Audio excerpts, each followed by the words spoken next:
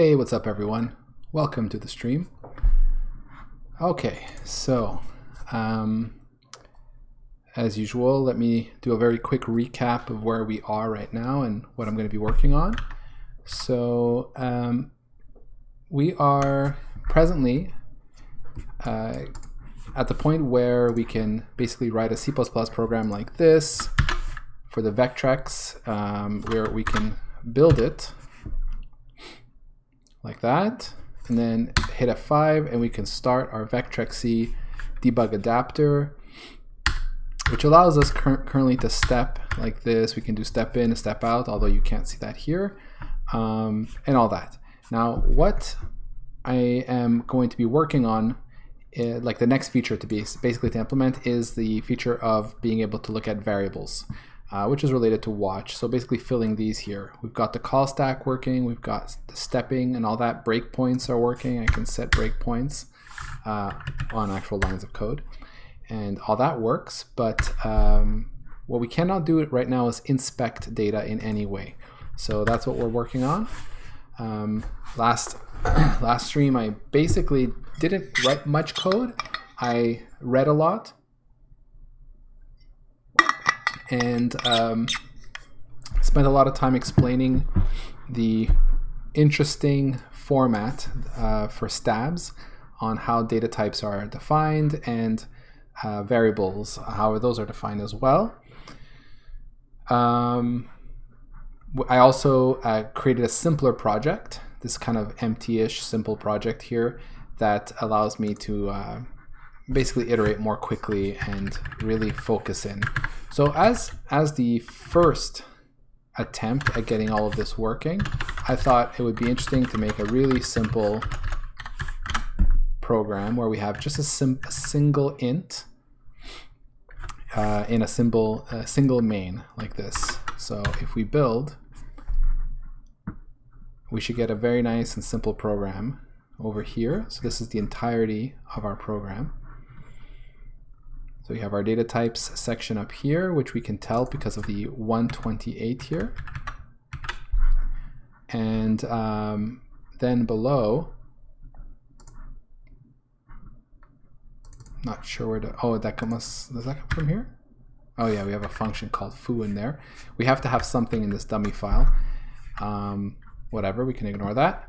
And then we fall to here to main.cpp, where we have the actual main function.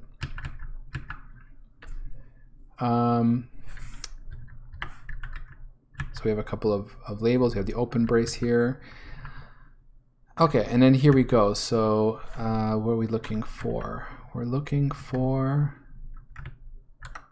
so these are the lines of code. Oh yeah, that's right. Basically, after the block of code, at the very end, for every function, like after the return statement, and I guess before the last scope, it seems, there's a section here. The section that defines the scopes and variables for the current function. And so this is what we're going to be focusing on primarily today, the parsing of the data types and then parsing of these lines. What really interests us here is getting the function itself, getting the variable declarations, which are again here local variables, share the same value 128 that we used to define data types. And then we have these braces here. This here is basically saying the variables declared here are bound to this scope right here, starting with this guy here. So that's what I'm going to start with, and then ideally, if this works, when we hit our breakpoint here, we should see the value for A, and then hopefully as we step, we read the next value and display it in variables or perhaps in watch. We'll see how that goes. Yeah, so let's get started with that.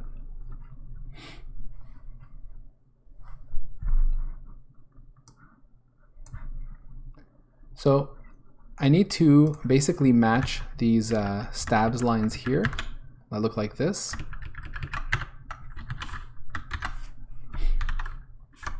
So we're going to go to our RstParser, where we already have code for basically parsing these stabs data. I'm actually starting to think that I might want to rename this RstParser to like stabs parser, because the stabs format is not specific to RST. It can be any kind of file, any text file. This happens to be called RST, but there's also LST. So LST is the listing file, and RST is some kind of, it's the same listing file with some extra information. I'm not sure what the R stands for, so I might eventually rename this. But anyway, focusing in here. So let's see here. I've got match a label, match any stab directive, and match stabs string, which I think is our case, yes. So right now, what are we doing with the stab string? Okay, so yeah, we're just looking to see, given a generic string stabs, we're actually looking at the type here to see if the type is a source file name or if it's function name. Okay, so that's good. So I guess I could do if it's type, basically, if it's 128. Although I think I need to differentiate, because of there's two versions of 128. Let me see if I can parse out which one this one is.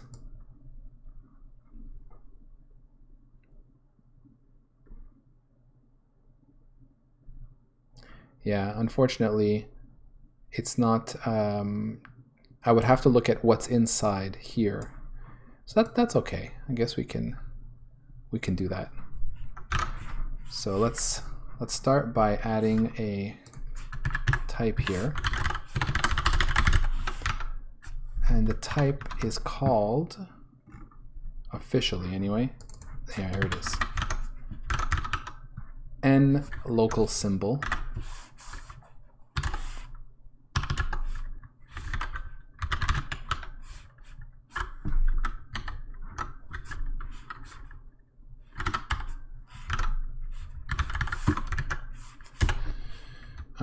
Local symbol,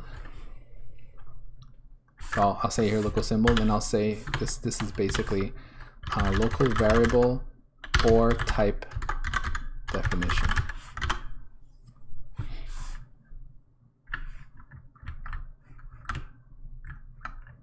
In fact, I'll just say local variable or type definition.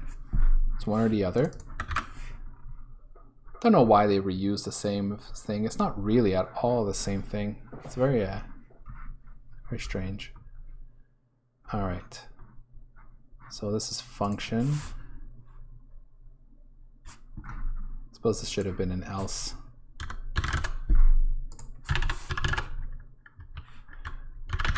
Local variable or type definition.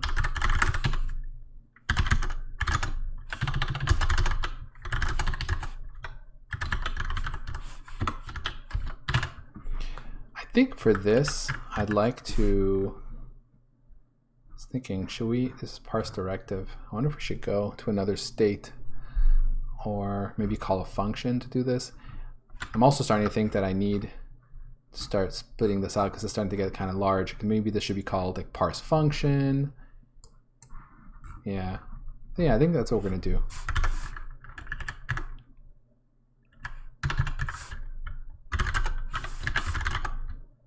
Although, I'm going to have some trouble here with, if I do that.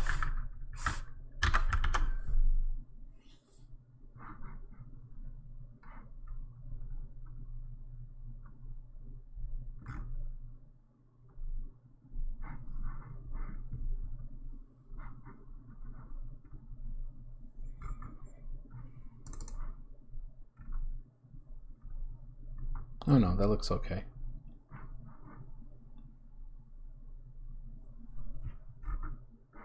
ST source file, I guess I could pass that in. Yeah, stuff like this, being able to set state, we might want to pass that in as well. But then it won't be so obvious that we're passing state, so that's maybe less cool. But in here I'm not anyway, so I could do that. So I'll say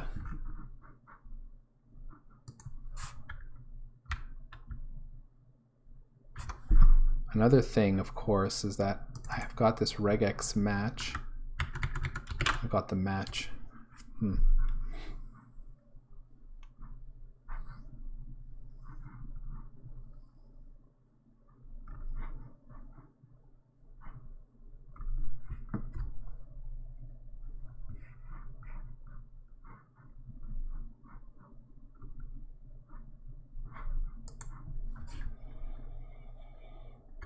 Okay, so let's do that. Void parse function.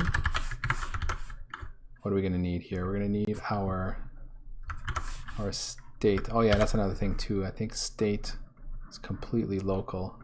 It's starting to look less and less interesting here.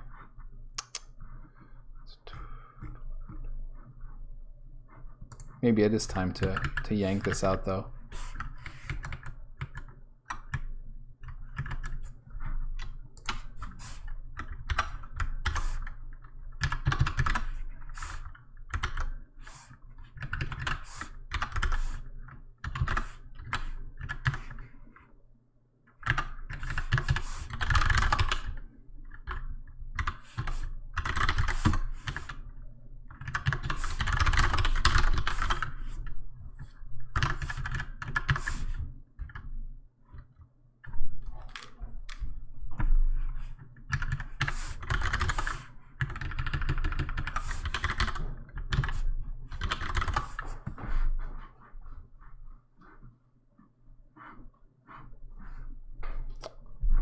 Just 1 second.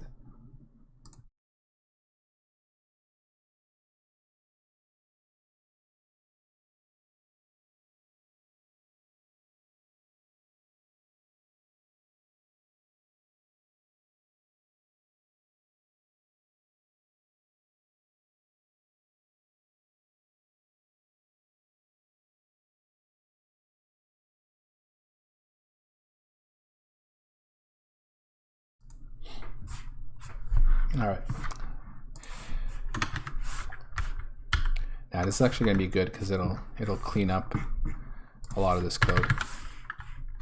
Do this. So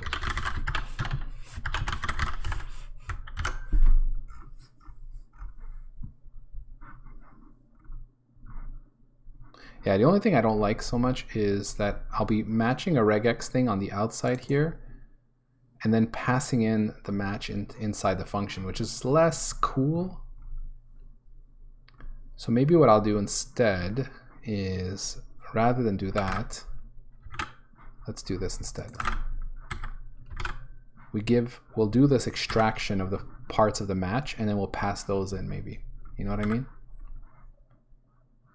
So here it's like function name and label name. We'll do that. We're extracting those.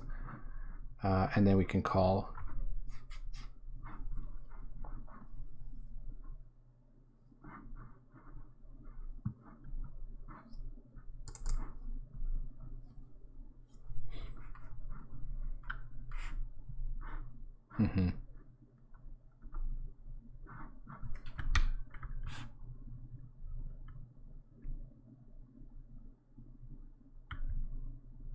I don't know.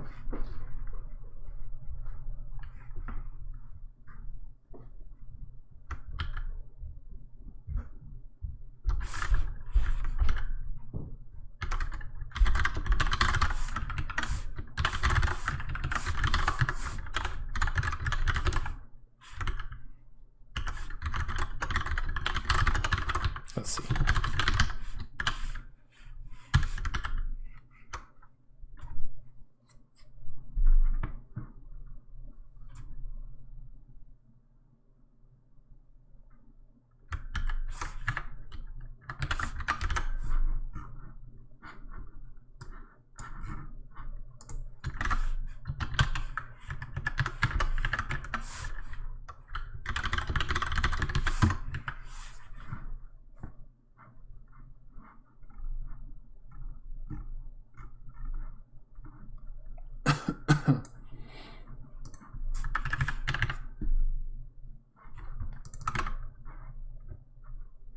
It's actually not going to reduce this code very much, actually, because this fix some function name has to do with extracting func name. So in the end, it's just this little bit of code, right? Yeah, this is not very helpful.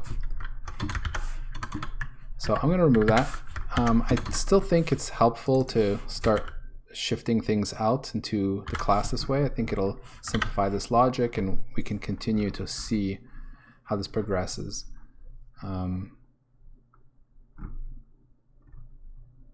Maybe I will pass the regex match or something. We'll see. All right, so let's say for symbol here, what we want to do is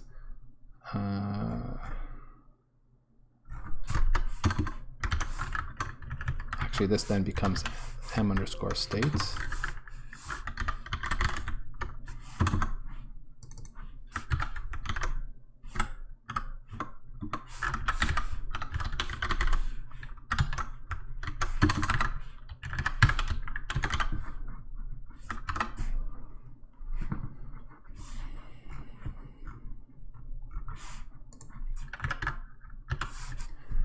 Okay, so what we really want is we want the portion of the string that represents the part of the string directive here that represents the type, I suppose. Or no, actually the string. Yeah, the type is 128. These should be all 0. But yeah, the portion at index 1 is what we want.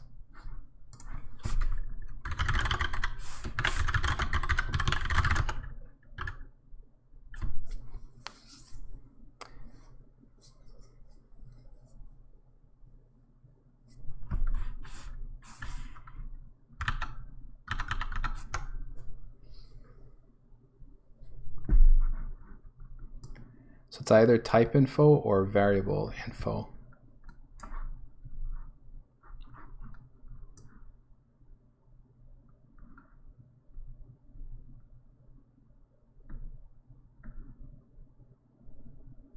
And it's really annoying because in order to tell, it needs to be a variable name colon and then just a number.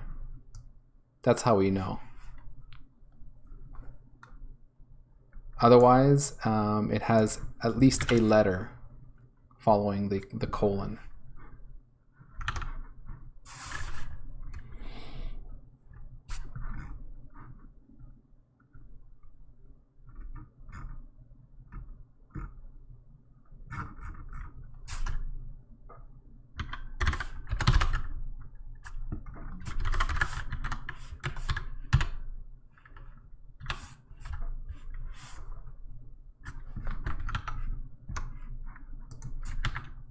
So let me try and copy here some examples so that we can use this.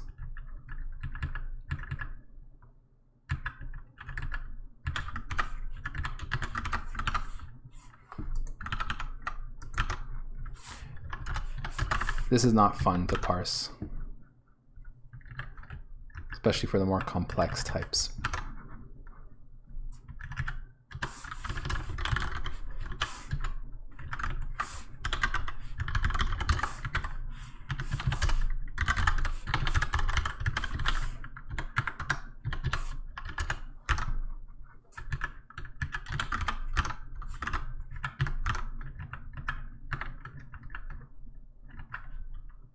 Okay, let's put that.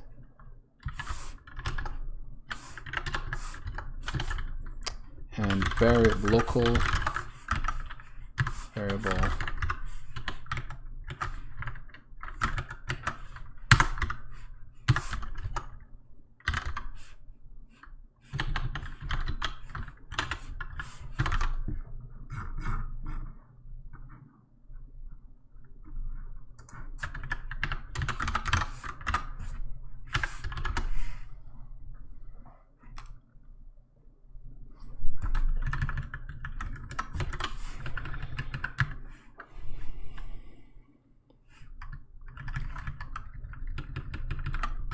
In fact, what we care about is this part here.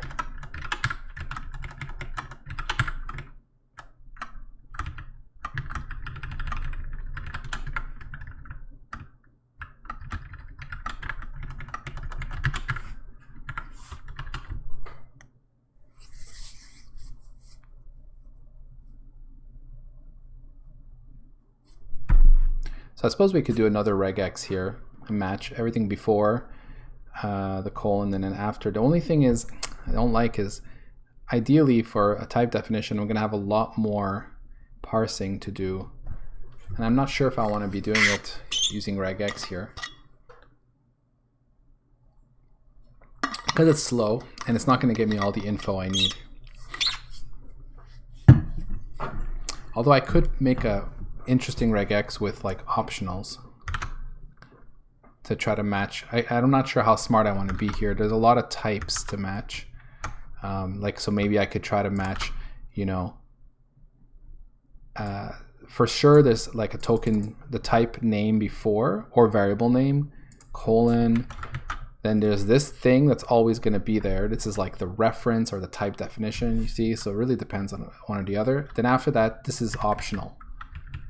Having the equals is optional, and then a whole bunch of stuff afterwards with semicolons is optional. I have some notes here. Let me see if I can.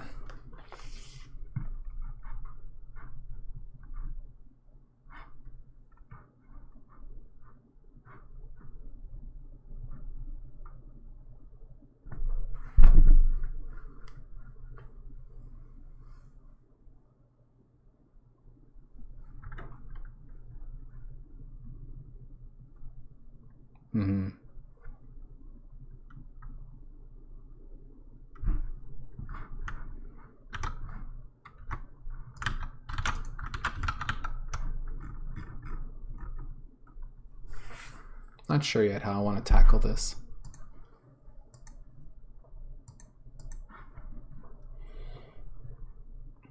Because here we're going to get complicated types like this, and then there's even user-defined types, which we don't see here. So I got to start simple-ish, enough so that I will capture the types we care about. So let me look here.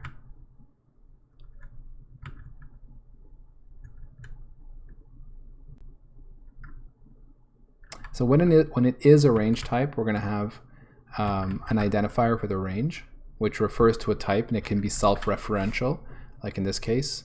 So this is a range of type 10, and this is defining type 10. So it's a range defined in terms of itself. And then it has these values for the lower bound and the upper bound. That's how that's defined. So I have a lot of range types in here. Sometimes the type does not have the equals portion, so as you can see, that's optional. So maybe what I can do is I can make a regex that looks very specifically for equals R and then these tokens, because that's expected. I think when there's at least an equals R, it should always look like this. And of course it can be small case r, lowercase r, or uppercase r. So maybe I can do that. I can look for T. I can look for nothing.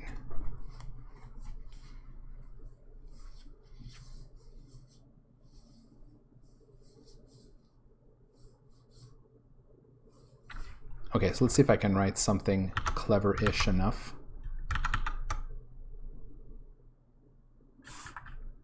Hey, Bama, how are you?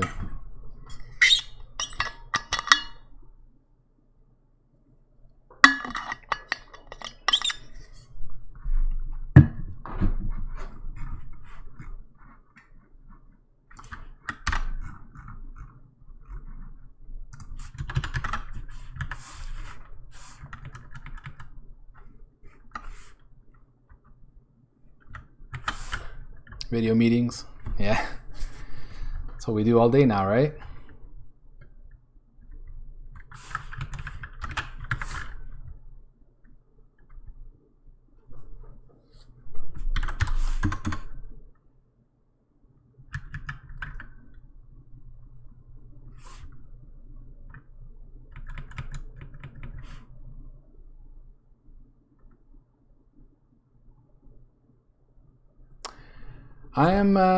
I'm slowly progressing. I'm basically working now on parsing out types.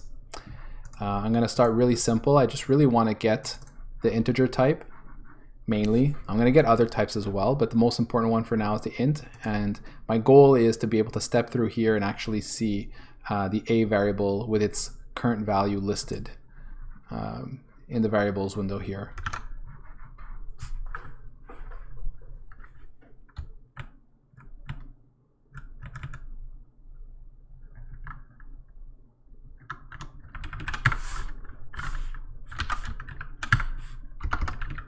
Okay, so we're going to capture a type name.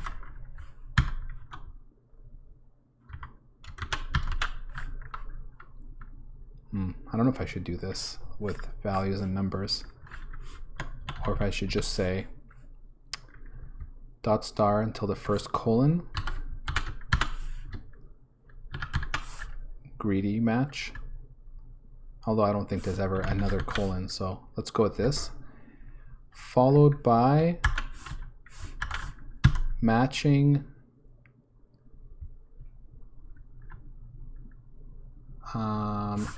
either T, R, or capital R. Now this could be 0 or more of those. So I might not actually have that match.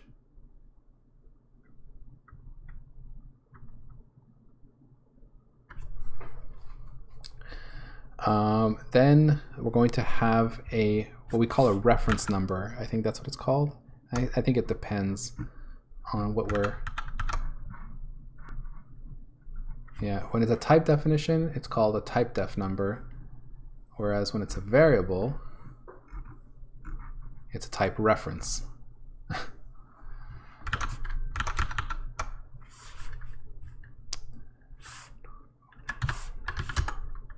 So 1 will be our type or variable name.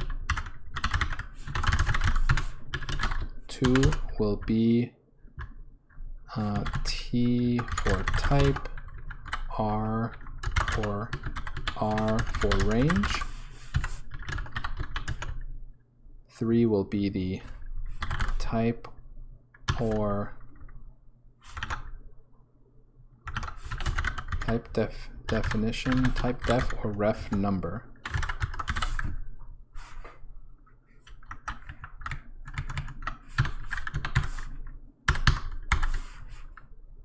So this is always one or more of these.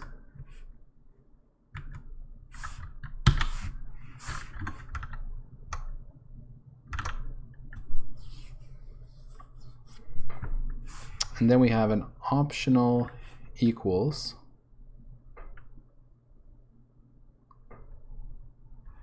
for the range bit. Maybe the range bit I will... Do I care very much right now?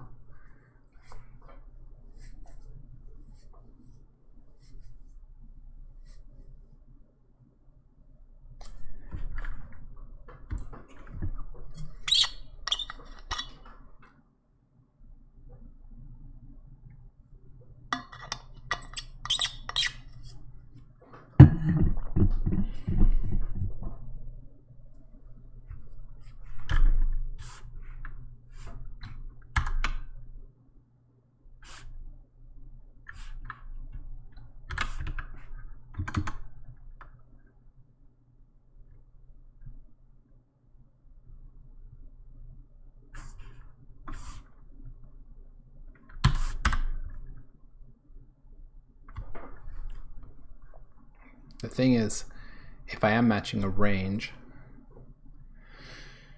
it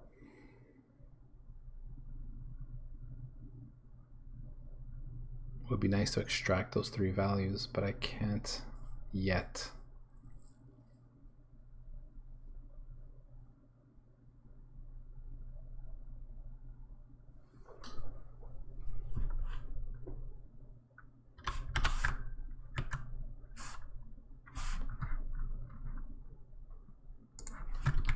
Oh, I'm not doing this right. It's like this,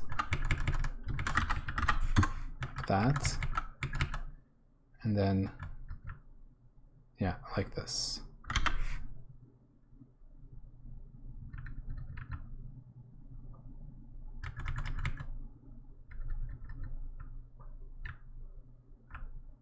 I think here, something up to the colon, then it's T, R, or capital R optionally, followed by 1 or more digits, followed by, oh, I need to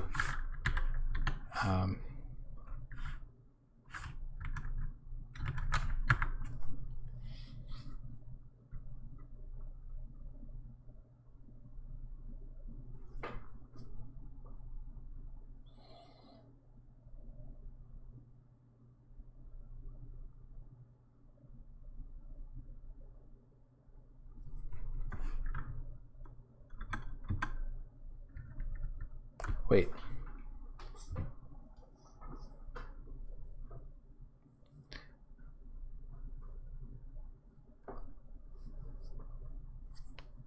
What I want to say here is this part is all optional.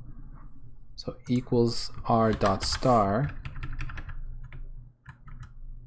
But if this is not present, do I need to do something like or nothing?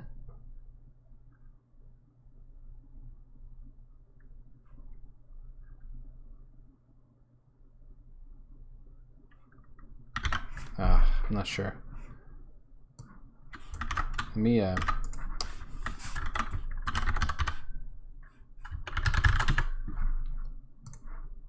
see if I can find something that helps me figure this out. Yeah, I think PCRE is close to what we got here. No, so this is the test string. Let me see if what I'm doing makes some sense.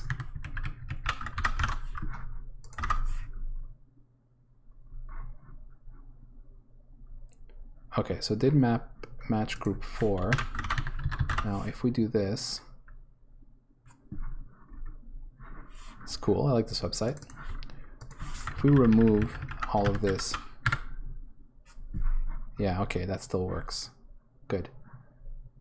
And here, group 2 now has nothing in it, which is what we're hoping. So when it's just a type reference, it's going to look like this. Actually, it's going to look like this.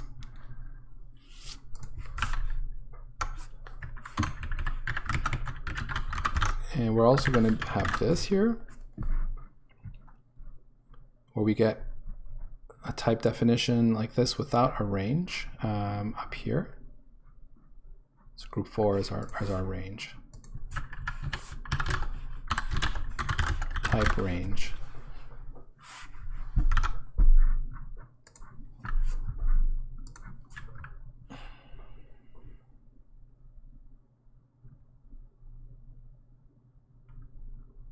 I suppose I should actually try to parse out the bits of the range if I can.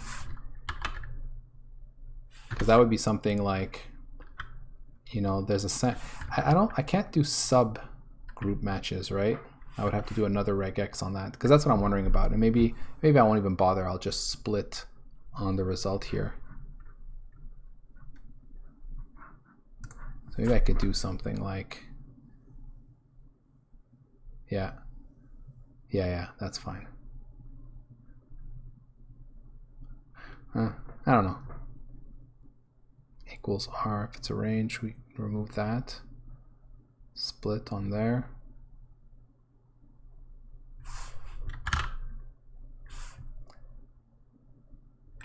Let me see here. Let me just see if this works.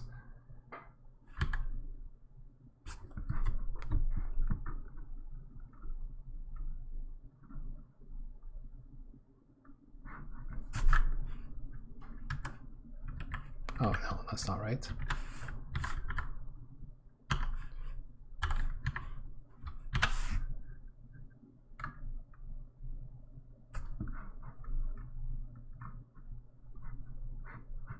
Huh, that actually seems to do the trick.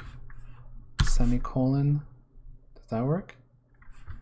And then again, a 0 to 9.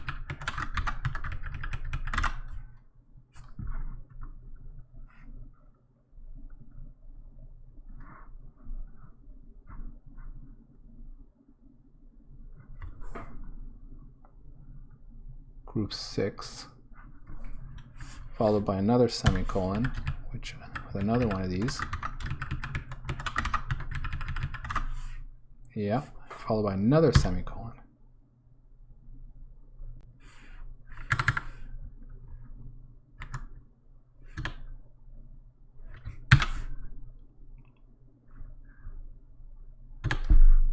I put the or at the beginning? I can. Oh, but that doesn't quite work, does it?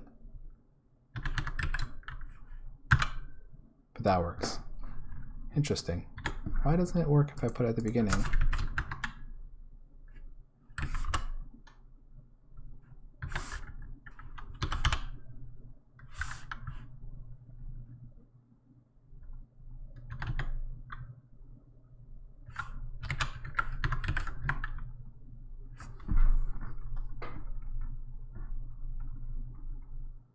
No, that doesn't. Oh, there we go. Okay.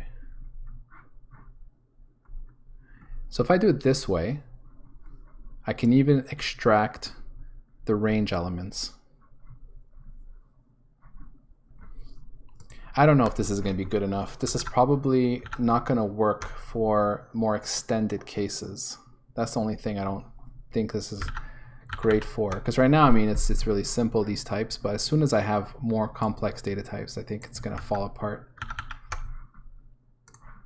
Although maybe what I'll be able to do is, yeah, like what happens if it's, let me try something.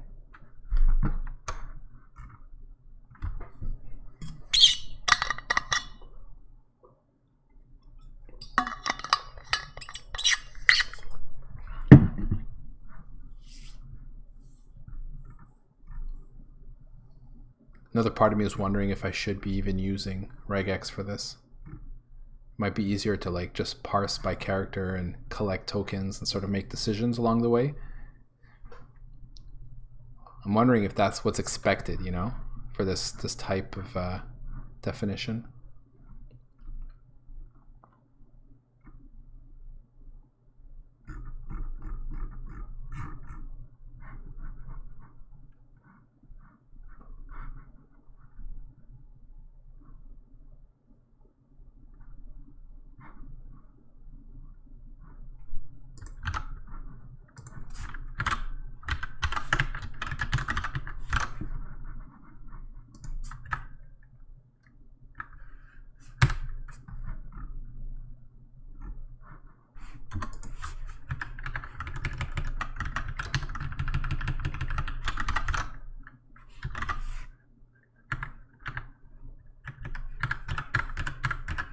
Take off these quotes because they're not actually in the string.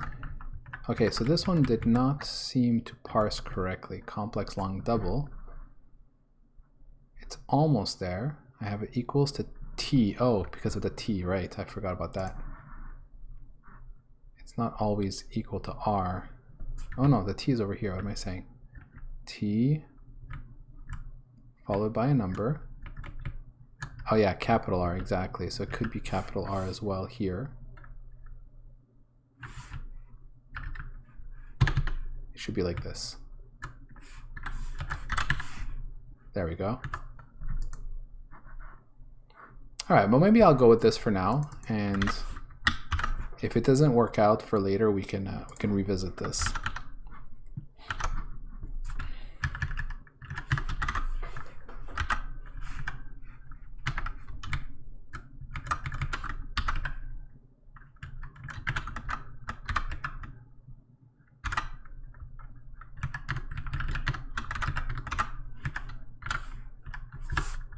And let's give names to all our matches here. So we got the 1 is the data type, 2 will be T or nothing, T for type, or nothing if variable.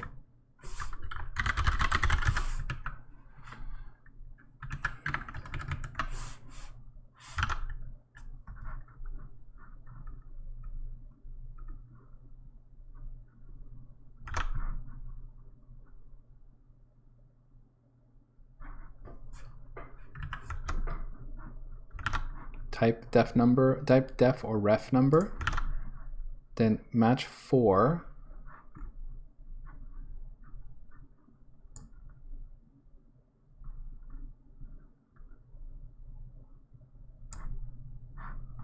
Wait.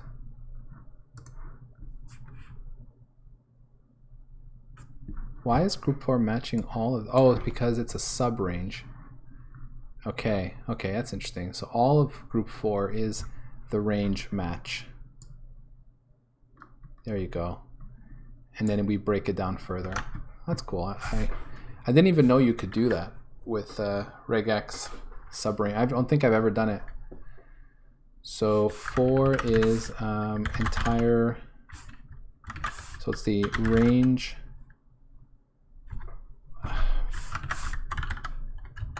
type range or nothing, full string, full match, whoops. And then I'll kind of do something like 5. So range value, it'll be 380. Okay, so 3 is the type that it refers to.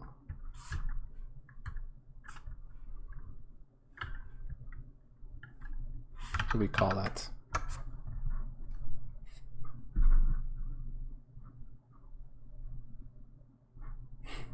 Okay, they call it the type ref again. Type ref number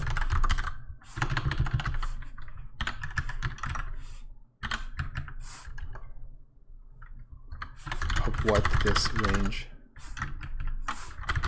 Type ref number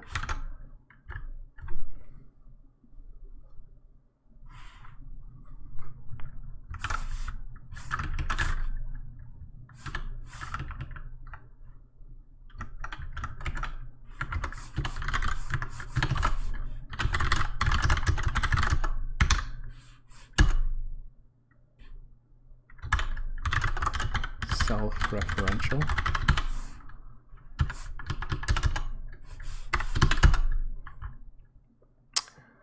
Lower bound value, lower bound of range.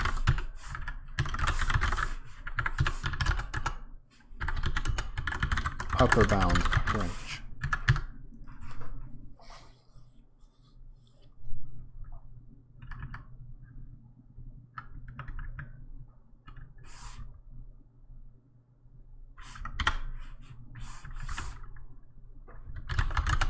If 0 or something, I think it's like if greater than upper bound is size in bytes.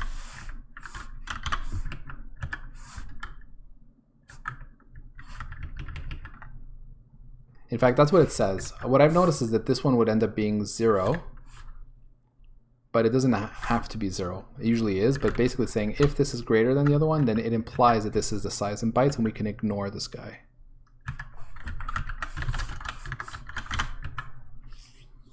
Okay. Let's hope this actually matches. So let's see. To test this,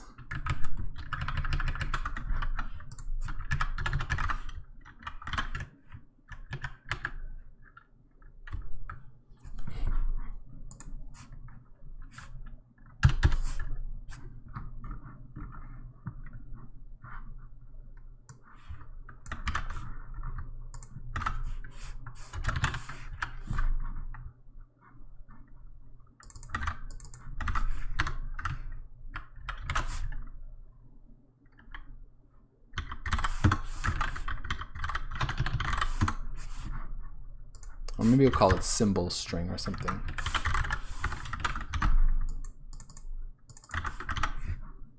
I'm just calling it symbol because that's this type here, you know? Maybe lsim string, lsim re, try and be consistent. Even though it stands for local symbol and it's not really a local symbol. Okay, so let's say we have this. Just want to get a breakpoint in here and see how this fares. Okay, let's make this build.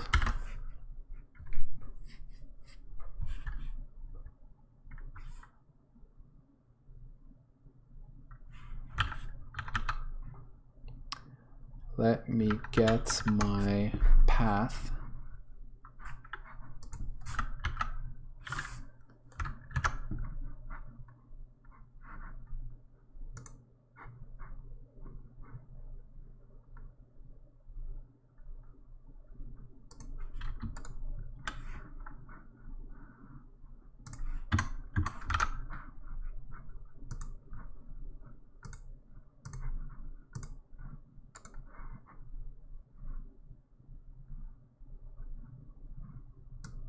Where is it again?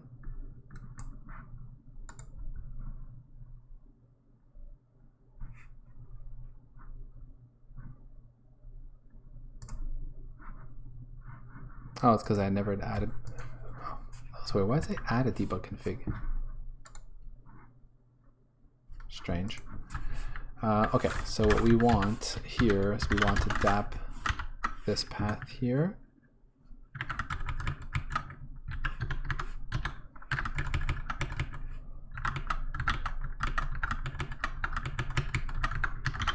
Like that.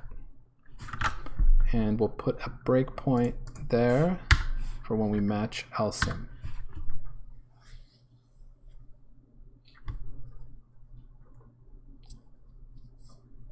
Start the debugger. Okay, so that's good. What's our line look like? Okay, so we're getting the built-in VA list line, it seems like.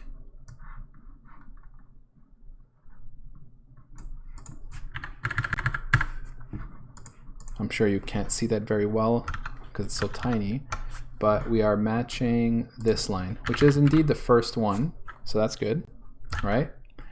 Oh yeah, I actually have a type here that is unknown to us. Let's see what happens.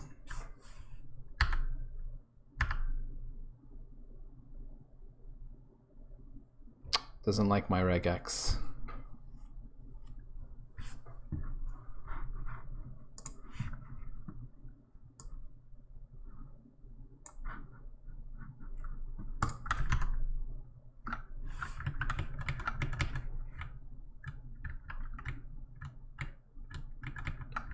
So maybe it doesn't like my sub matches.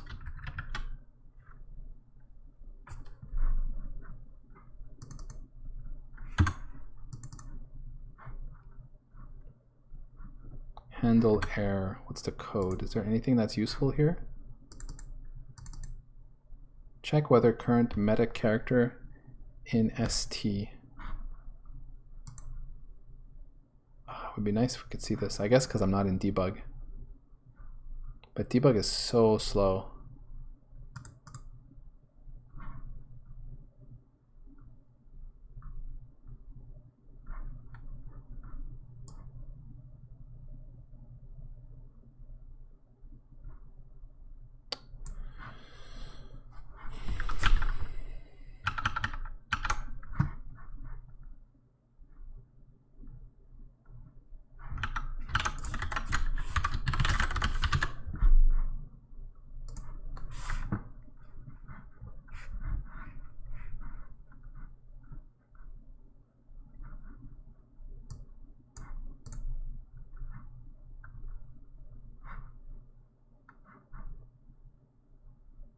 So there's ECMAScript. What am I using here? I'm using PCRE, which is a PHP one. It looks like it's not in here, but ECMAScript is. Since C++ 11 until C++ 17. awk, grep, egrep.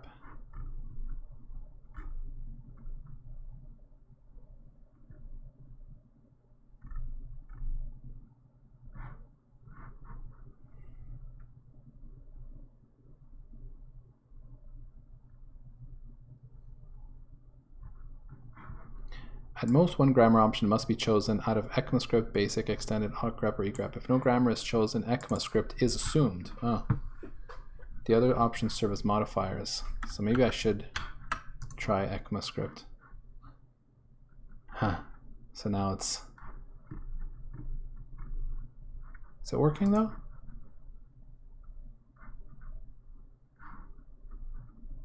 Seems to be.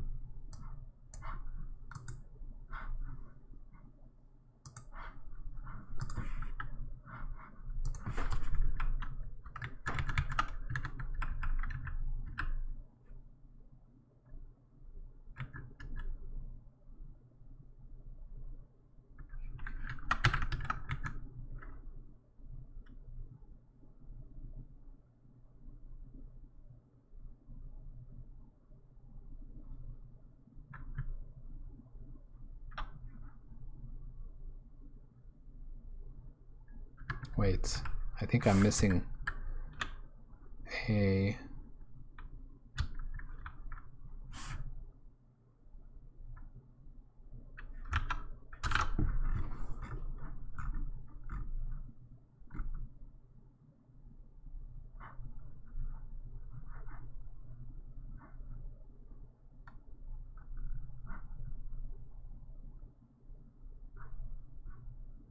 Yeah.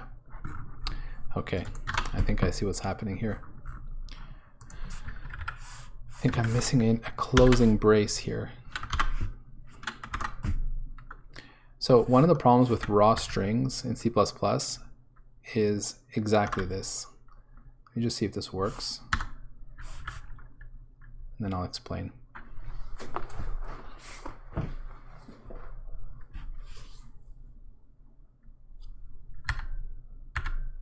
Okay, so that actually passed. Now it didn't throw an exception, but we didn't match, which might be okay. I just want to see if it matches something. Just give me a second here. So this is our LSIM. Let me take my... oh, I probably shouldn't be reusing match here.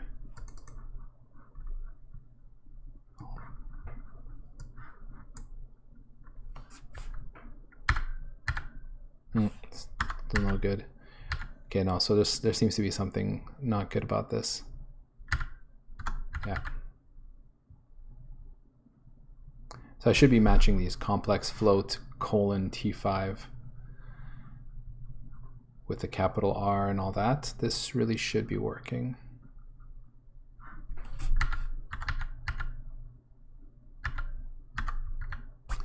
Oh wait, why is this?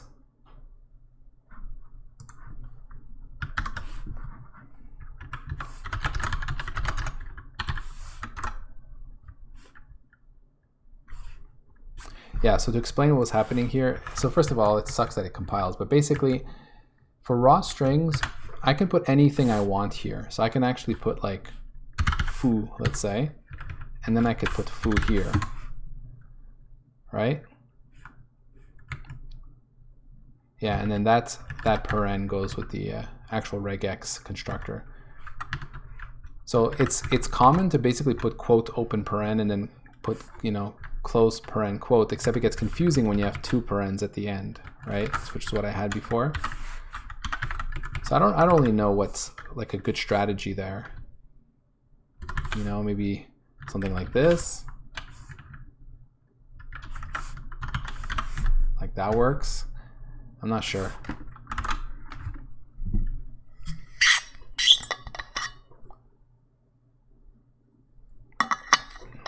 Basically, I want to use a character that's valid and that's unique, probably not being used.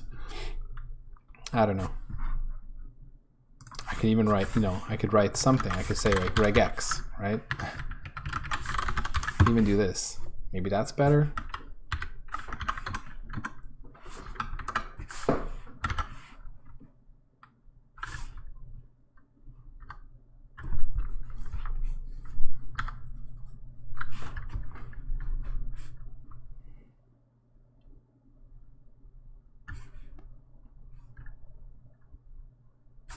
Still not getting any symbols in there. Let me see what's going on here.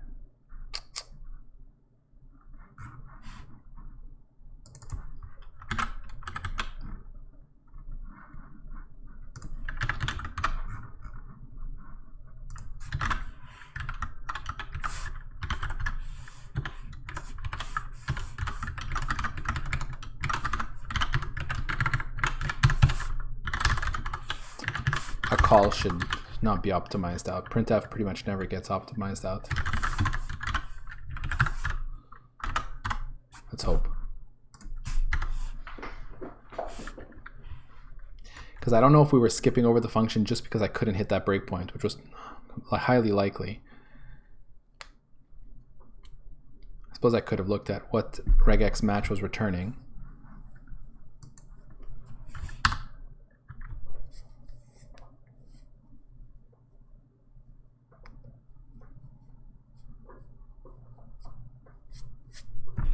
Okay, so now we're able to hit our breakpoint. Oh, and it once again did not like something here. Maybe it's maybe what? Why didn't it like this?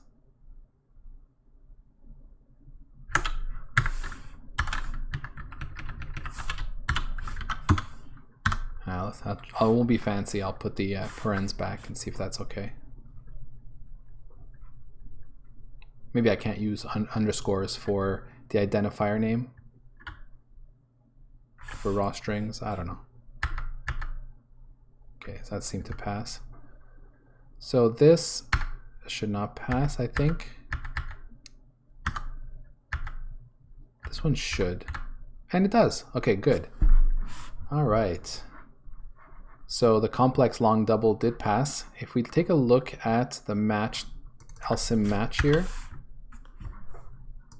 we can see all the values there. We've got complex long double T3. We've got our range and then the sub-range values. Cool. That's really nice. Actually worked.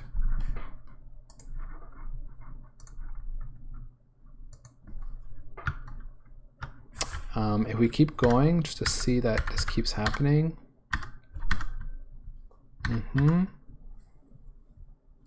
What we got here.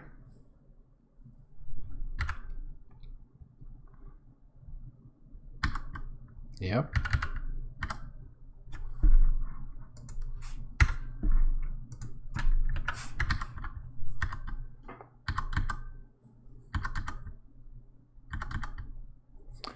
Okay, so there's our int t7, which is perfect. So for that one, we should see a much smaller looking match. Int t7 and then nothing here. Oh, interesting. It puts false, false, false, false, false, false, false in there. Empty string. And then if that's empty, these are false.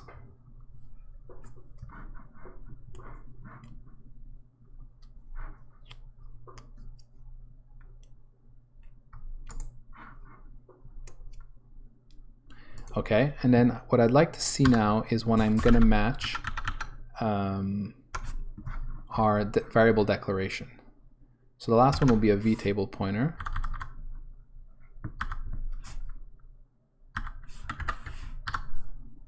Where are we? Long, long, unsigned. Okay, so quite a few more to go. W chart, yep. Vtable pointer. That's the last one. So the next one I think will be, there it is, our variable declaration, and this should give us a match. Excellent. So this A:7 gives us a match that looks like this. A, nothing, 7, nothing, and then all false. Okay, perfect.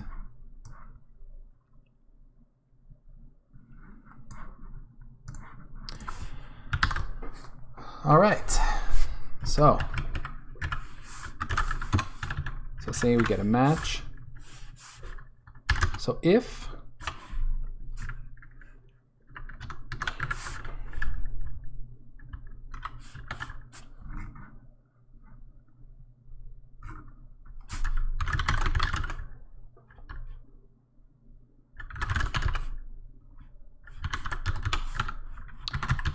we definitely should have one of these. Actually, I think what I'll do is I'll just check if the second one is set. Const auto T for type or nothing. So I'll say, yeah, I'm looking at, I'm only matching T right now. So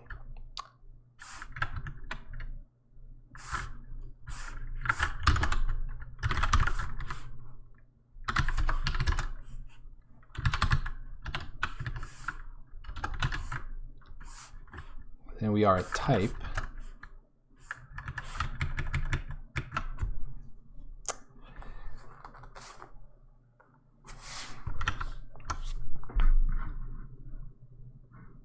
It has to be. Okay.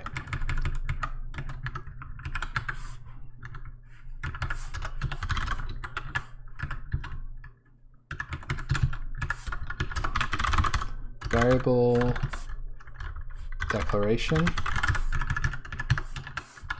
or type definition. So if match of 2,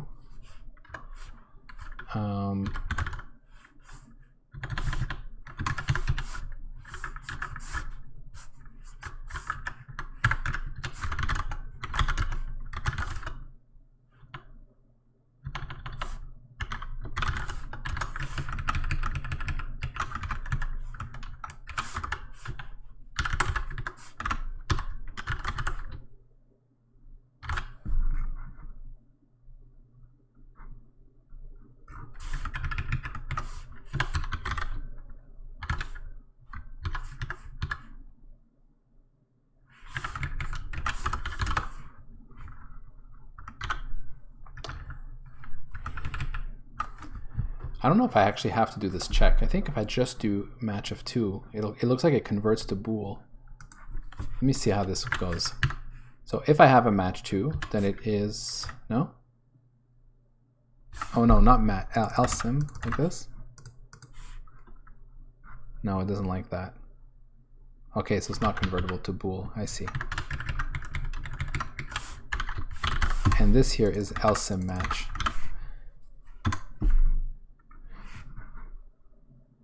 This is where it's going to be nice to put this in a function, because right now I have a collision with, like I keep accidentally using the match that's defined up here, this smatch variable, and down here I want to use this one here, but I keep making the mistake. If this was put in a function, I'd be out of scope of the other one, so I wouldn't make this mistake.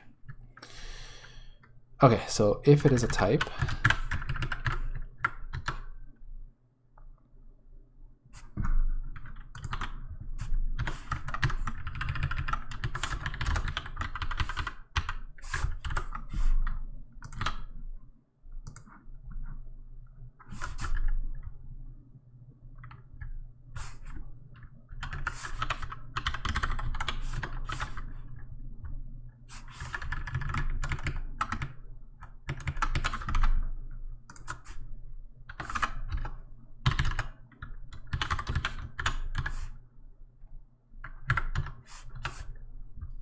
just going to put a little extra check there for myself. So we're a type, right? So now we can do like const auto type name is the LSIM match of 1. Let's extract what we want here. We definitely have that, and we also need the type def number, or index or ID or whatever we want to call it.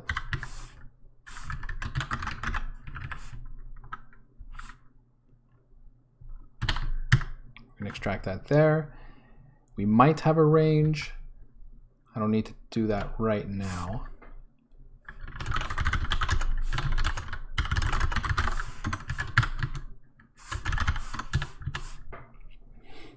Okay, and now what we need to do is actually create a variable.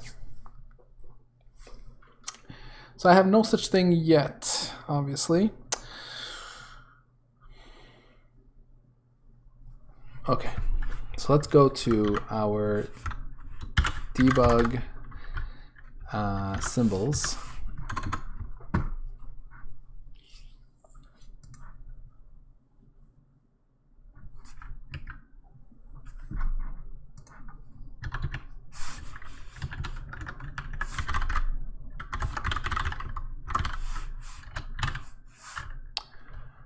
So, variable.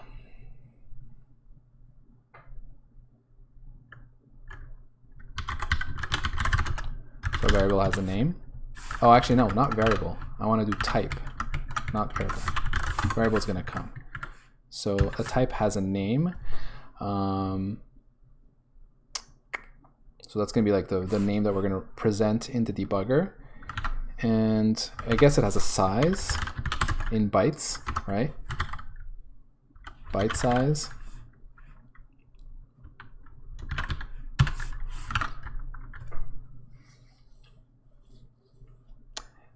Now the identifier, I don't really need to expose it there, I think.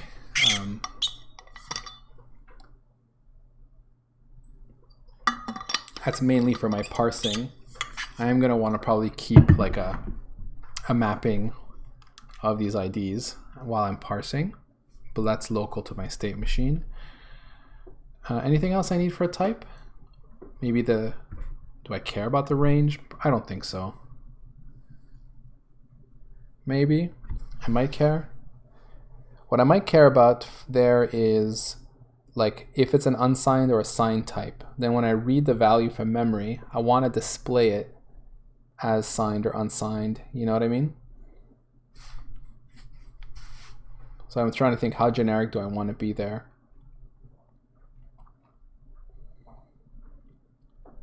And of course, that only really matters for primitive types. So I might want to like make a distinction between a primitive type and a composite type or user-defined type. You know, there's pointers. You know, is this a reference? Yeah, there's a bunch of stuff there that I might want to do. It's like, is primitive, is reference. And by reference, I mean like a pointer or a reference.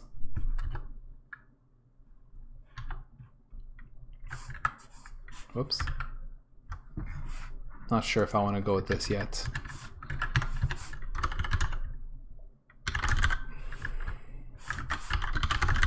And of course, signed only really makes sense if it's primitive. Whoops. I don't know.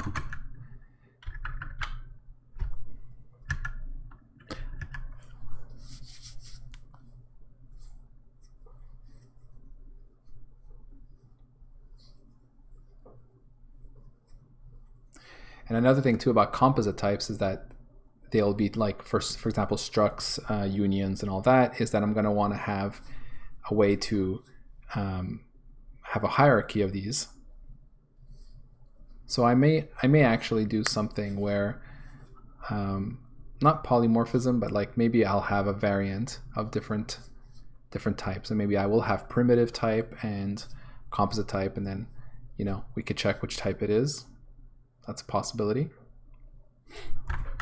So let's say for now I'll call this a primitive type.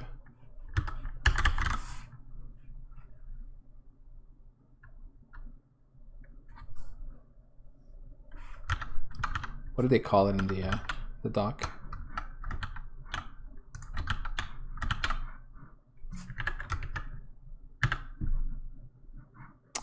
Simple types, right? Primitive is fine. Let's do byte size. Let's do if it's signed.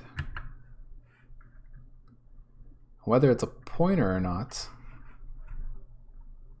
Yeah. I think that will be another type, a composite of this type. So we'll just start with this because this is all we really need for int and most of our types that we're parsing.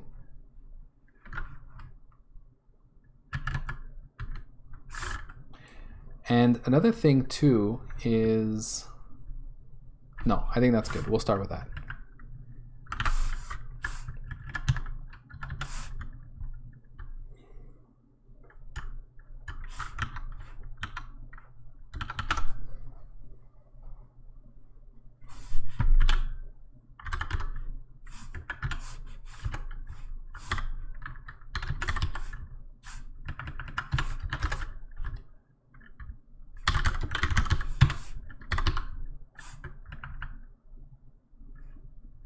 Yeah, so is signed is going to be difficult to know.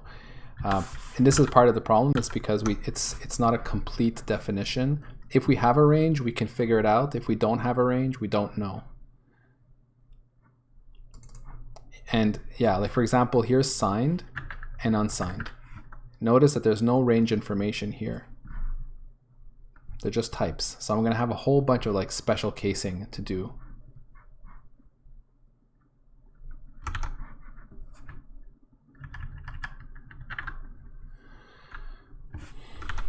But, you know, it should be fairly limited in how this works. So for now, I think I'm just going to look specifically for int, and then we'll do the rest. I'll just say if type name is equal to int. Yeah.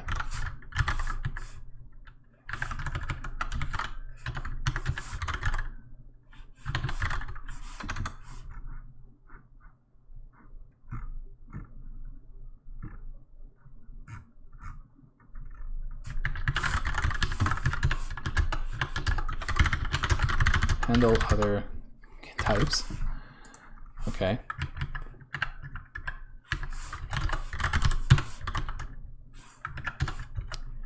And of course, I need to also figure out what the byte size is. This is a problem with int, is it could be 8 or 16, depending on the compiler flag that was passed in. I know for a fact that I'm setting it to be 8. So, well, 8 bits, I guess I should say 1 byte. And then that should be good.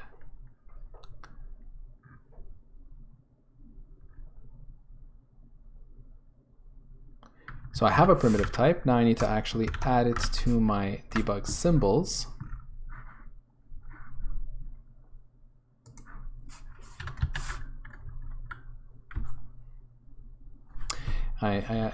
Yeah, okay. Add type. That's what I'm going to do. I'm going to say std variant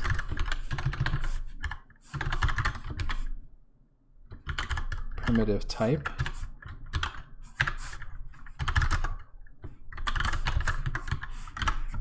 So a type is basically right now a variant of, for now it's just primitive type. There'll be other types in here.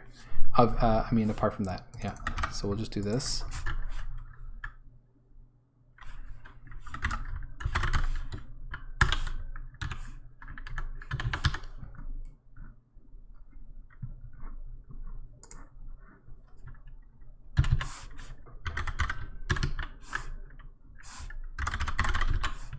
Keep it simple for now. I think we'll just do, well, what do I need actually? For a given type. Yeah. I do need,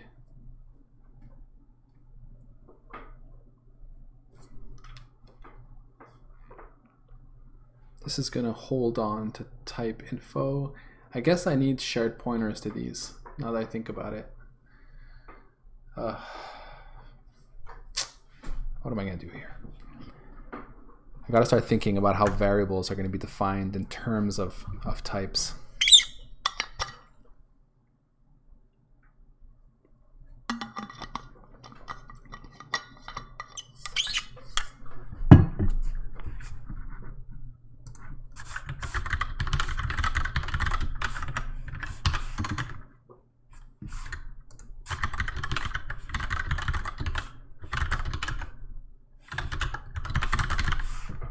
I'll start with this for now. Keep it simple. So all we will do is push back, and that's it. Technically, I can move this in.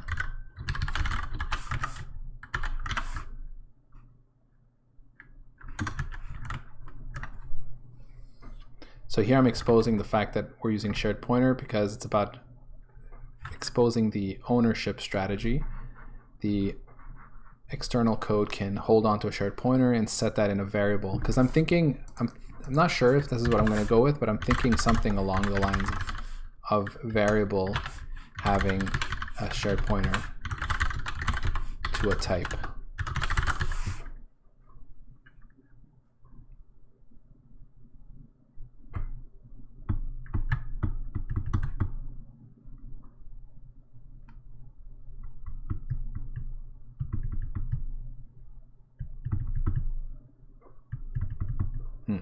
Something like that.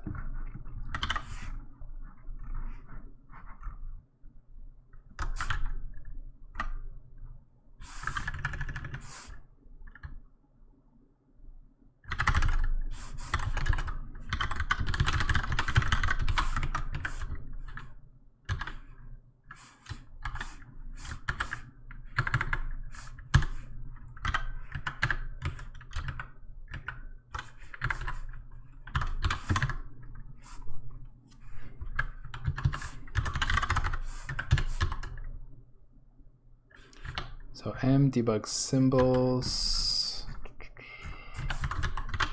add type t.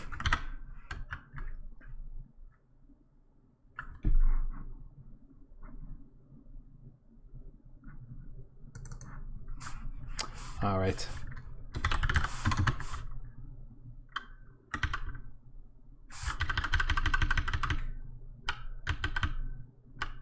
Go back to here, and then we'll say debug symbols dot add type.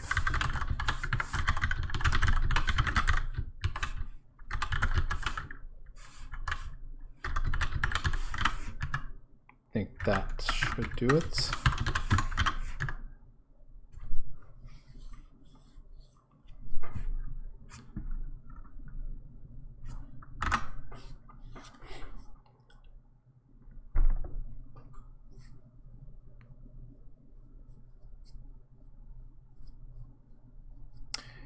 It might make sense to just go with inheritance if I'm going to be using shared pointers, now that I think about it. Since I need to allocate them on the heap anyway, I might not get any advantage to using a variant here. Or if I use a variant, I guess I could store the index. That would be the other way to go. But that does mean getting my type back is a bit more of a hassle. What's nice about this is that for all variables, I'll just be able to access the type directly. If I store an index, I'm going to have to do a lookup, which is a bit annoying. Yeah.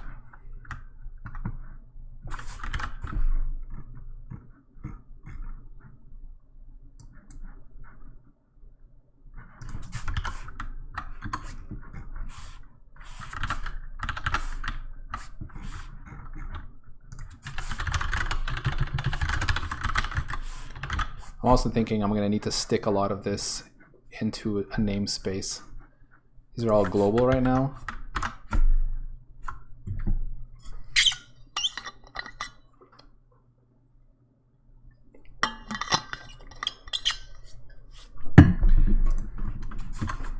Okay, so that compiles.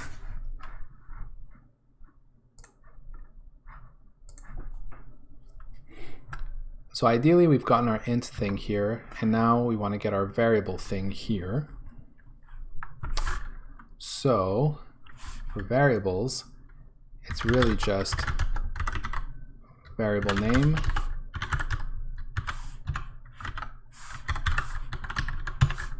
and type ref ID.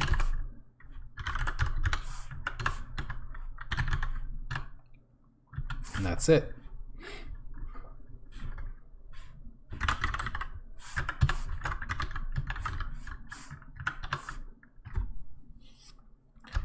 So this is where I'm going to need to look up this shared pointer of the type I created. So I'm going to need some kind of mapping of those.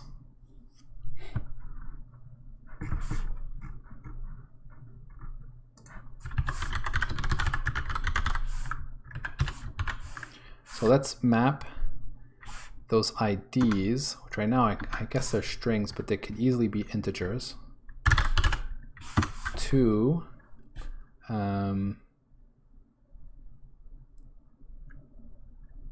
just thinking if I should even bother converting them to integers.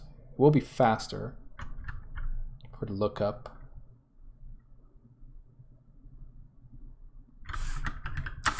I'll stick with string for now, and we'll worry about making it integers later. And then this will go to a type, not to a shared pointer of type. And then this will be type ID to type.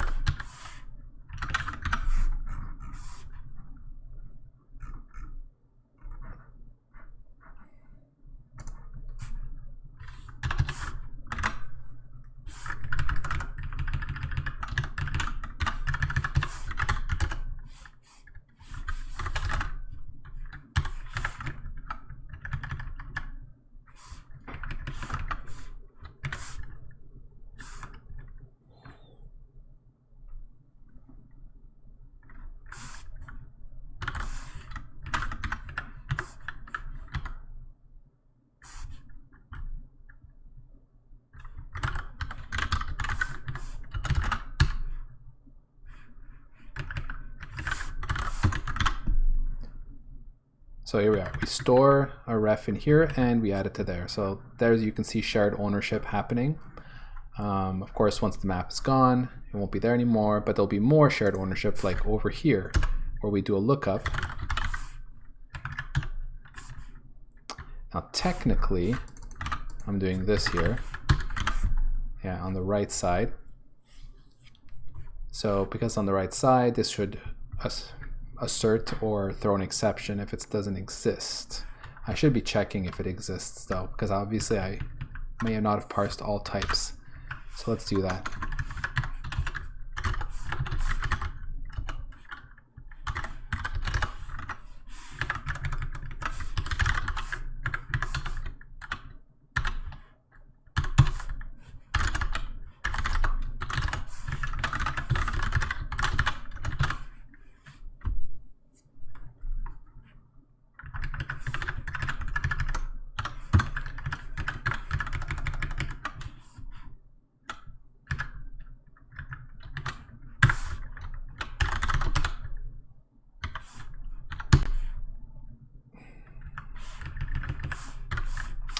The other thing, of course, is we need a name.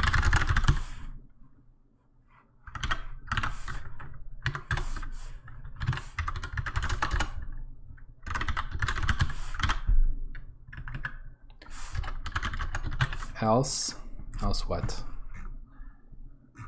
I think I'm doing some kind of printing for warning and stuff like that.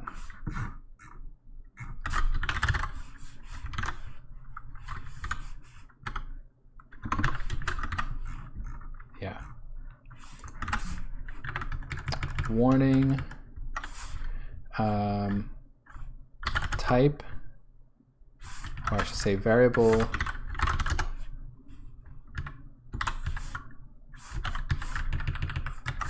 Type not found for variable blah.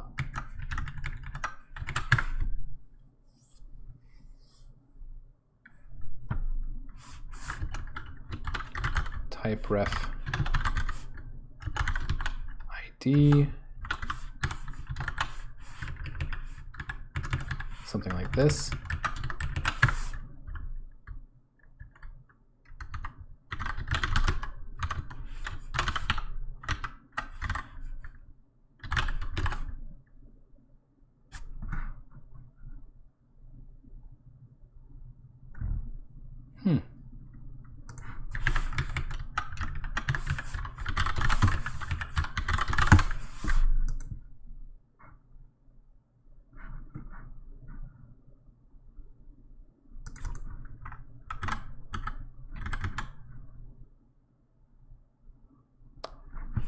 How come it's not complaining about my usage of it as a string here?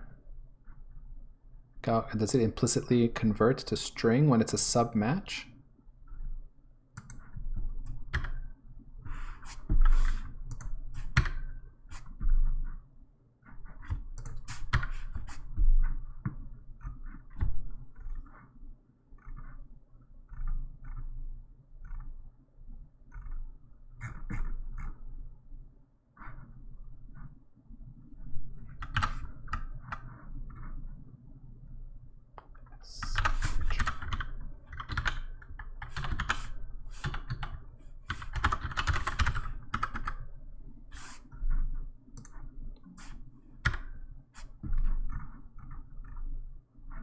Convert match text to string.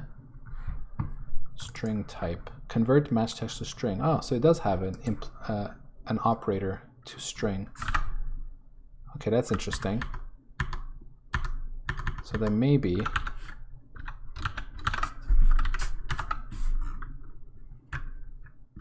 yeah, unfortunately, I would need to cast it to string here.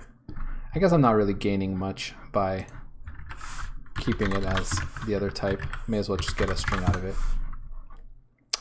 All right, var name, type ref ID, C string. Okay.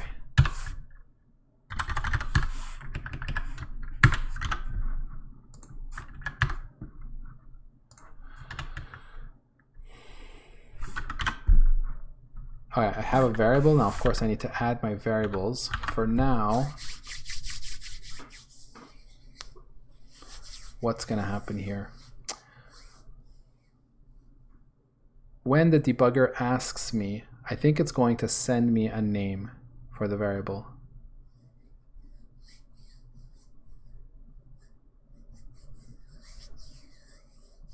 Right?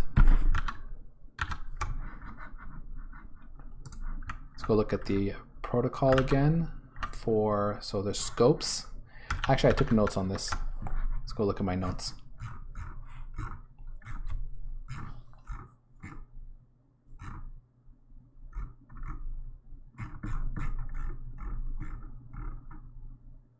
Here. So DAP debugger, see, debugger sends stack trace request to get array of stack frames. For each stack, we give a unique ID, which currently we set to the stack frame's first instruction. When a specific stack frame is selected or becomes current, the debugger will send scopes request with a frame ID that matches the one we provided. We use this frame ID, which is the frame address, to look up the function's scopes. A function is made up of multiple scopes, at least one for the function body, and each scope can have 0 or more variables associated to it. For a given scope, debugger will send variables request with a variable references identifier. So we need to store a tree of variables where each function maps to a root node of this tree, and the children are the actual variables themselves. And each child node can have more children nodes if it can be expanded. A variable provides a name and a value at least. Yeah, sort of. Yeah, actually, I need to store the address of the variable in order to retrieve its value.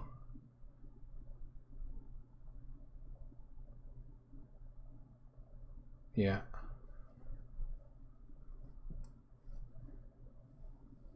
Okay.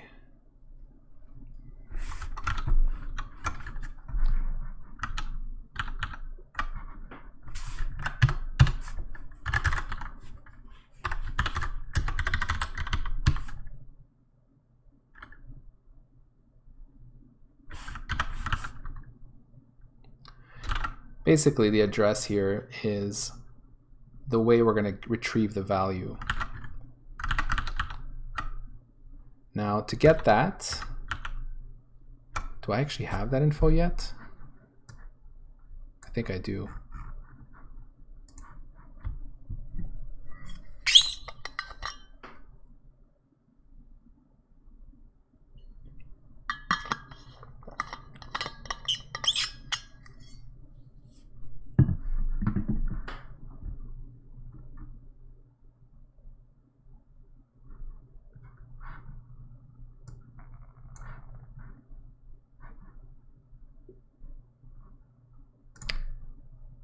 Yeah, I think I recall.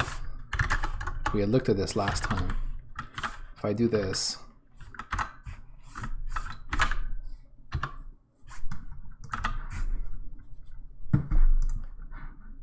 oh, I actually have to assign something to it.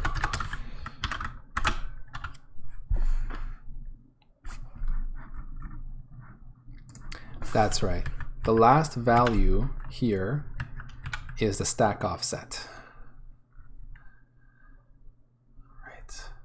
So I can't store the address. I need to store the stack offset, and then that's why I need to know what my frame is in order to read this value at runtime, of course, right? Because this, you know, the stack will change, and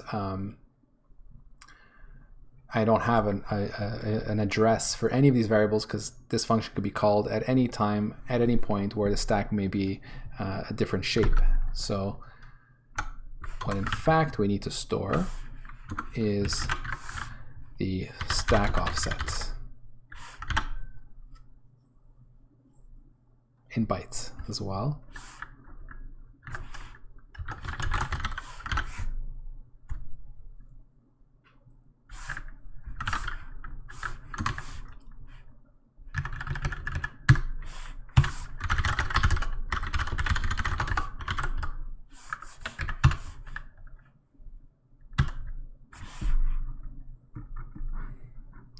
So I guess in that case, upper bound of range or stack offset if variable for variable.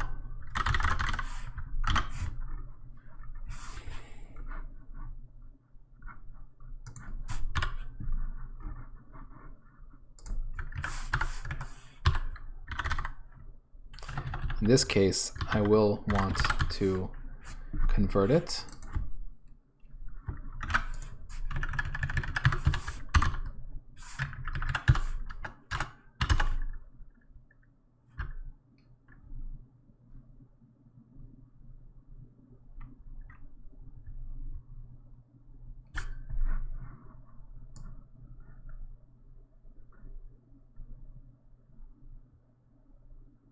Don't remember what I've been doing for converting. I have it hex to I. Is it in hex? I think it's a decimal number, right? So, oh yeah, just S to I.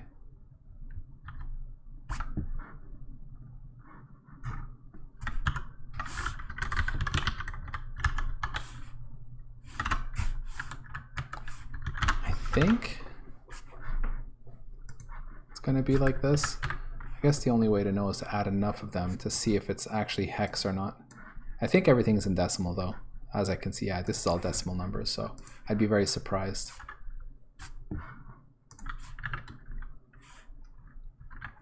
Suppose we could check by making an array, right? And then putting like another variable here.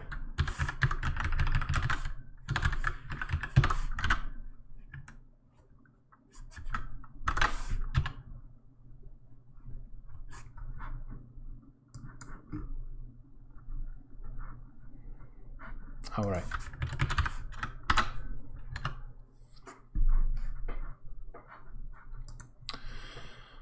Okay, so let's see. A is at offset 100. Also, it decided to reorder them. That's interesting. So it is indeed decimal. I think this is the first time that I see a reordering of local variables.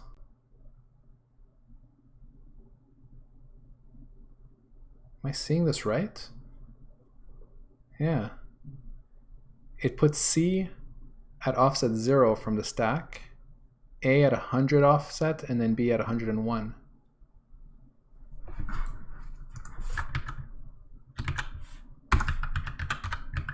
I just want to see if it has anything to do with the alphabetical ordering. Nope.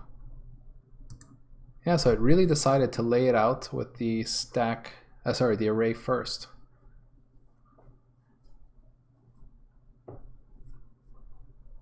Fascinating.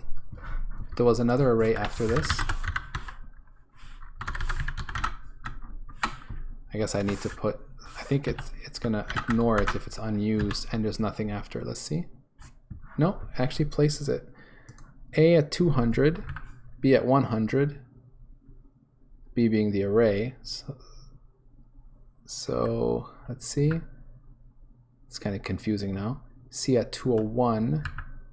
So yeah, so put D first, followed by B, then followed by A, and followed by C. Huh. Very interesting. All right.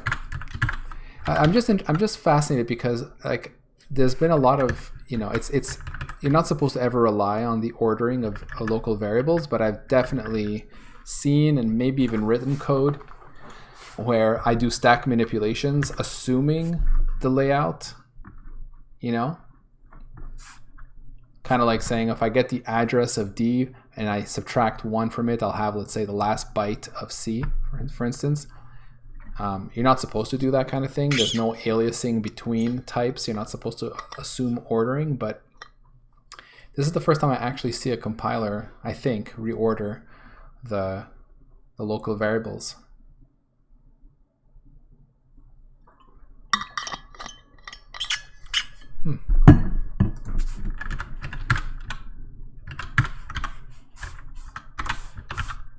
So it is decimal, so we'll just do this. All right. So this is great, but I need to add my variable to my debug symbols. And technically speaking, in order to do that, I need to kind of hold on to all the variables. That's what it was. I made a whole plan for this last time, where I would hold on to variables in like a local array or something, and as soon as I hit a scope, those variables become part of that scope. So where did I write that? Here.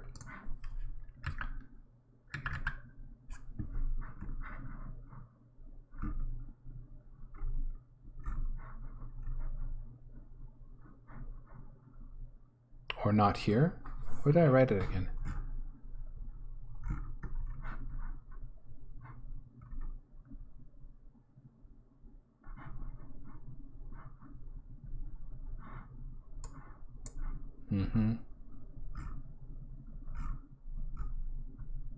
Here.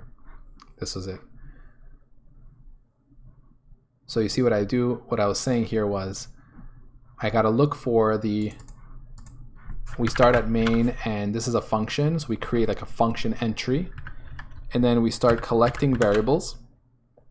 And then as soon as we see a 192, which is the left brace, all variables defined so far, A, B, C, are assigned to this scope, which I called scope number 1. And then we can clear our variables so far. And then we collect 2 more variables, D and E. We see another scope. This is a subscope of the current one, which is scope 1. We add variables so far, which are D and E. We clear that to scope 2, which is scope 1, subscope 2. Here we close scope 2, so we go back to the parent scope, which is scope 1, collect F and G, add to a new scope, new child scope of scope 1 called scope 3, and clear the variable array, then collect 2 more, create another subscope, and then we close that, close this, close this. And now we have all our scopes and we have all our variables. Each scope, we will know the address, and then when the debugger says, okay, time to give me variables for the scope, I'll be able to iterate through the scope, get the variables, get the stack value now, and use the offsets to compute the values. So that's basically what we got to do.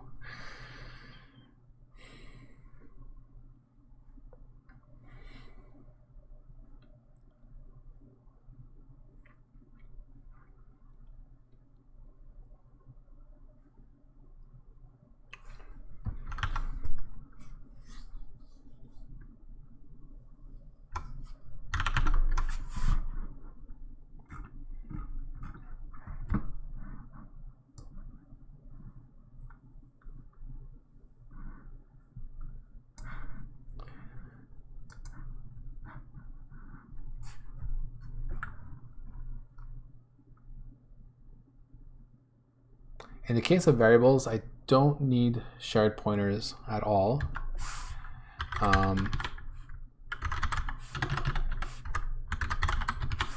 There'll only be 1 per scope anyway.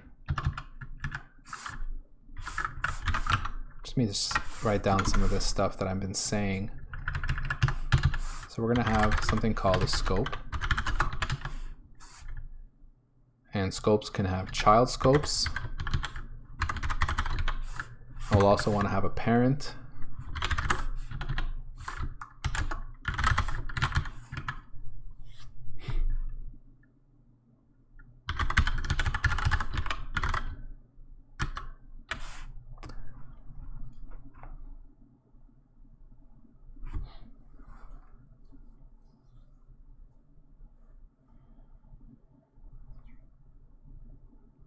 Yeah.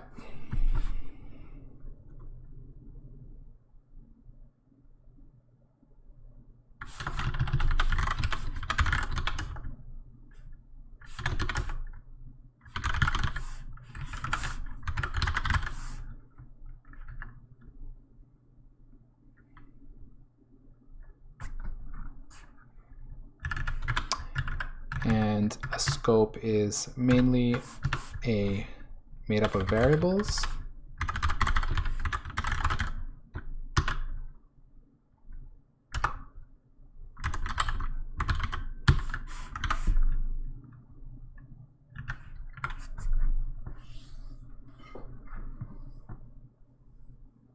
I know that I want to use the parent thing because first I want to know if it's a root scope, and secondly, I'm going to have to traverse scopes while I'm building them, and I'm going to want to grab the parent. So I don't technically need it. I can probably do without, but I think it'll just make my life easier.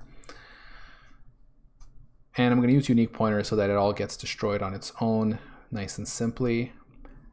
Let me think here. Is it okay if I have variables as value types? I think it should be okay. I'll try this for now. We'll see. Maybe these also might have to be heap allocated. Maybe not. So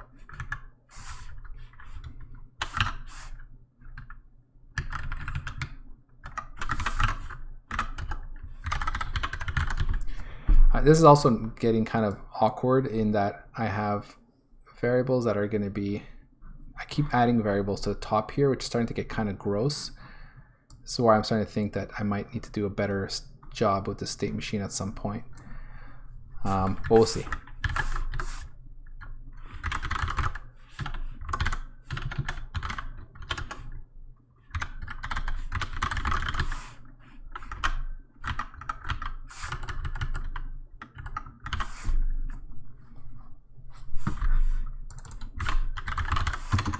So we got that current scope and that current variable here. I suppose I'm going to have to create a scope when I have a function. So I need a function.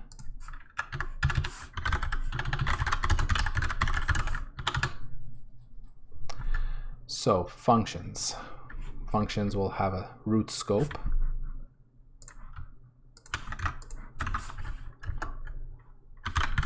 I'll just call it scope for now.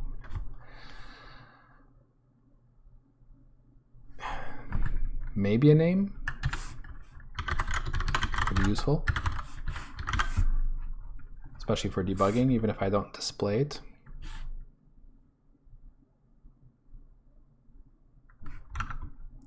They will have an address, all that stuff, right? Yeah, we'll add it as we get there.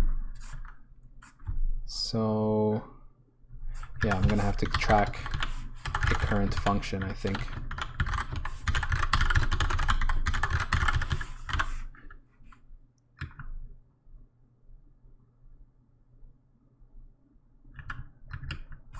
Something like this.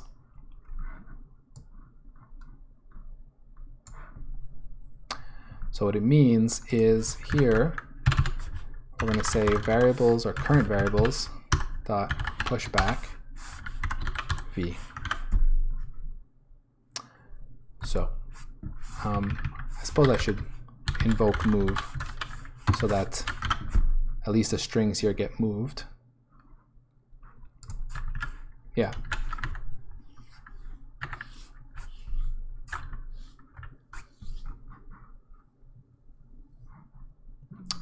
So that's that for what I've got so far. So the next step, like I said, is going to be, so right now we've matched types only int so far. We're matching variables of type int. And the next stage, which I'm going to have to leave for next time, looking at the time here. The next stage will be is to parse this guy right here, which I think I'm already doing anyway. But to create a function for it, add it, and store it as my current one. And then as soon as I hit one of these, I'm going to start intercepting these braces and doing the thing that I was talking about of the scopes and all that. Create a scope for this. Collapse scopes.